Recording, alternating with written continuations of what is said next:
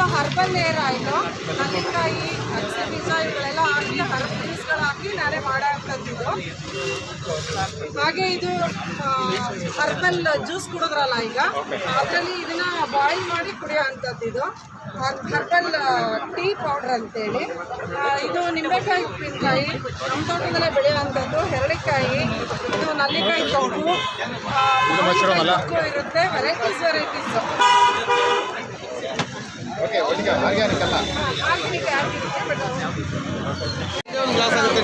ಇವರಿಗೆ ಅಂತ ಇಟ್ಟಿದ್ವಿ ಮಿಕ್ಸ್ ಇದು ಅಲ್ಲ, ಇವ್ರಿಗೆ ಇಟ್ಟಿದ್ದ ಅವರು ಆರ್ಗ್ಯಾನಿಕ್ ಅರಿಶಿನ ಇದು. ಚಟ್ನಿ ಪೌಡರ್ಗಳು ವೆರೈಟೀಸ್, ಕರಿಬೇವು, ಅಗಸೆ, ಶೇಂಗಾ, ಚಟ್ನಿ ಪೌಡರ್ಗಳು, ಆಯಿಲ್ಗಳು. ಇದು ನಾವೇ ನಮ್ಮ ತೋಟದಲ್ಲಿ ಕೊಬ್ಬರಿ ಎಣ್ಣೆ ನಮ್ಮ ತೋಟದಲ್ಲೇ ತೆಂಗಿನಕಾಯಿ ಎಲ್ಲ ಬೆಳೆದು ತೋಟದಲ್ಲೂ ಮಾಡಿಸ್ತೀವಿ. ಹಾಗೆ ಕೊಬ್ಬರಿ ಎಣ್ಣೆ ಇದು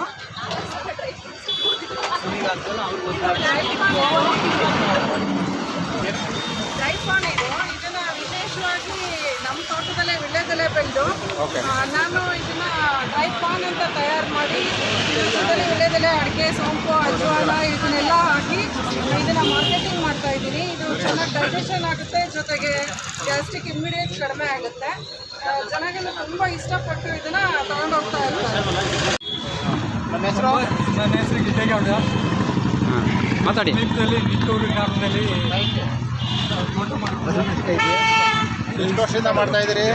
ನಾವು 97ರಿಂದ ಆರ್ಗ್ಯಾನಿಕಲ್ಲಿ 97ರಿಂದ 97 ಆಕಾಶವಾಣಿಯ ಮುಂದಾಳತ್ವದಲ್ಲಿ ಸಲಹೆಗಳನ್ನು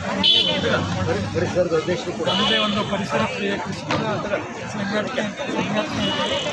ಸುಮಾರು ಒಂದು 450ರಿಂದ 500 ಜನ ಎಲ್ಲ ಆರ್ಗ್ಯಾನಿಕ್ ರೈತರಿದ್ದಾರೆ. ಎಲ್ಲ ಬಂದು ಮಾರಾಟ ಮಾಡ್ತಾರಾ? ಇಲ್ಲ, ಇಲ್ಲಿ ಯಾರು ಬೆಳೀತಾರೆ ಪಪ್ಪಾಯ ಇದೆ, ತೆಂಗಿದೆ, ಅಡಿಕೆ ಇದೆ. ಎಷ್ಟು ಎಕರೆಯಲ್ಲಿ ಇದೆ ಅದೆಲ್ಲ? 3 ಎಕರೆಯಲ್ಲಿ ಎಲ್ಲ 1,500,000 ಬಾಳೆ ಇದೆ. ಎಷ್ಟು ಇನ್ಕಮ್ ಇನ್ಕಮ್ ಬರೋದು ಒಂದು 5-6 ಲಕ್ಷ ಸಿಗುತ್ತೆ ಸರ್. 1 ಎಕರೆಗೆ?